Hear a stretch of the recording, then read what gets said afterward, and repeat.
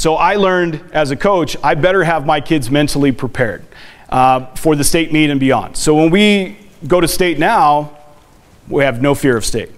We've completely taken care of that. So what I do is once a week, we get together usually on Monday after our hill repeats, and they lay out, close their eyes, we kind of get them in that Zen moment, and we take them through, okay? We take them through the state meet or the national meet, and we take them through the process of what they're gonna do. So we came back in 2012, and we were 5 minutes faster on the girls' side. So a minute faster per girl. And we beat everybody in the state. I think you could triple our score and we still win. Okay, so I'm saying, okay, that was good. Let me ask the kids why they felt so much better, because the training was very similar. And they said, well, we'd run the course so many times in our heads, and when we got there, we just did it. It was no longer something we were scared to do. We were able to go out there and just perform. So it's something that we use quite a bit, whether it's track and field or cross country. If you've got a big race, you know, the kid that wants to run 8:55, I got to spend a lot of time with him visualizing what that looks like. So when they get out there, it's not a surprise, it's not a shock. And we take them through all sorts of various scenarios, all sorts of things that can happen. Someone goes down at the start. But I think visualizations is an area that a lot of coaches can improve with their kids. And you know, it's funny, I've talked with a lot of coaches and I say, why don't you use visualizations? And almost across the board, the answer that I get is, well, I don't know how to do it, right? I'm nervous. So what you really need to do is you just need to take 5 to 10 minutes, have the kids close their eyes, and take them through each part of the course. Slowly but surely, now we're at this point, how do you feel? You're at the mile mark, look at the clock, what is your time? How do you feel? Who's in front of you? Who's behind you? Because their brain will start to formulate all of those things.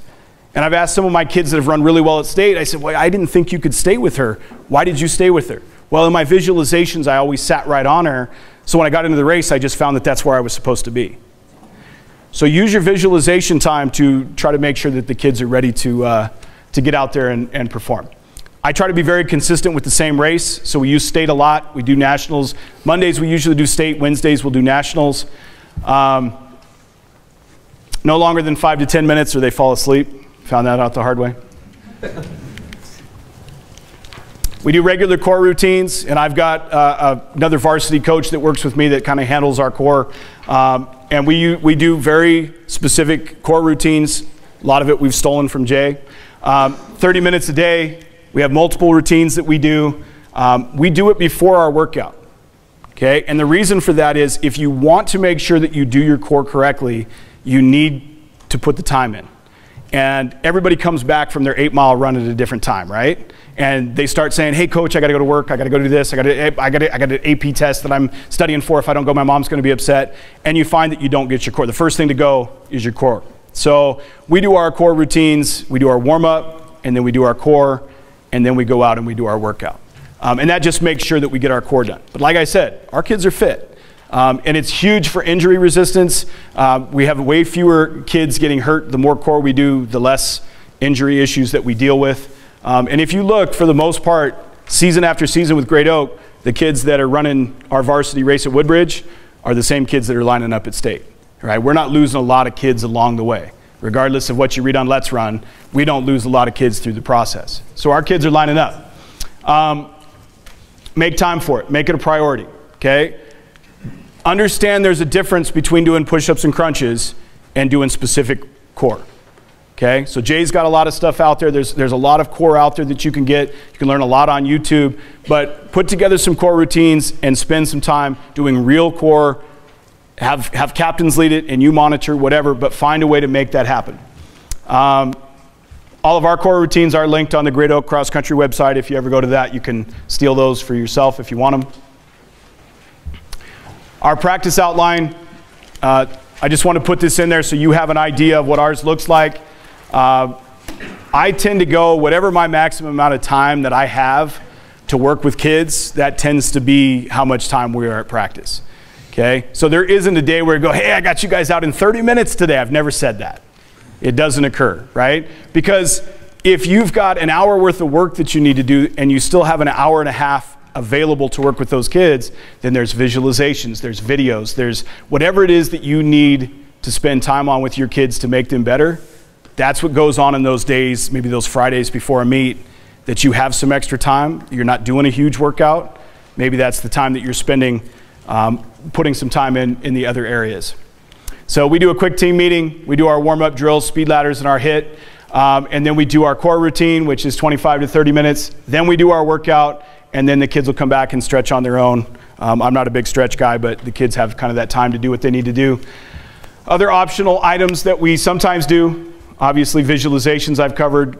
We do some extra core, that's where we throw in med balls, slamming the med balls, throwing the med balls, throwing them against the wall, passing them to each other, side to side type stuff. We have the arm ropes, which is fun. You get one kid on one side and one kid on the other and kind of just see who can go the longest.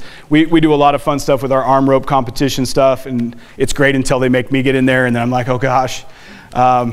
We do plyo boxes. Plyo boxes we do a little bit more in the spring than we do in the fall, but we do a lot of box jumps, hurdle hops, you know, a lot of up and down type stuff, and then we'll do our stadium routine again that helps us with some of the extra stuff. We may finish a workout with a certain number of stadium routines, just getting some extra strength in.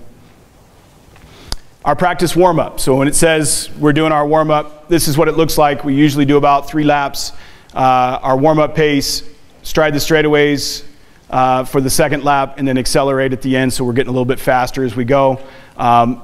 Leg and hip swings, just making sure the hips are ready to function. Then we do a lot of standard stuff. High knees, butt kickers, A skips, B skips, so on and so forth. It's a little bit different for a lot of people down here because in the middle of it, now that they're starting to be warm, we throw in speed ladders. Okay? And remember, the important thing for us is to not get caught up in developing distance runners, and we realize that we have to develop distance athletes. Okay? You have to have an athlete that can go out there and compete, because a distance runner may not have tremendous speed in that last lap.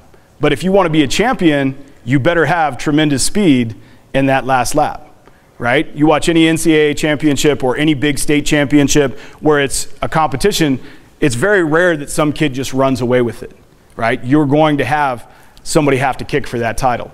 Okay, so we're always trying to focus on being the best athlete that we can, and that's where our speed ladders help us quite a bit. That's where our hits help us, just focusing on trying to squeeze out that last little bit. You should be doing some component of speed every day, right? But, oh, well, we're just going to do, you know, nice and comfortable this day, and you got to be doing speed every day. You're trying to create a distance athlete because that's what you really need to compete.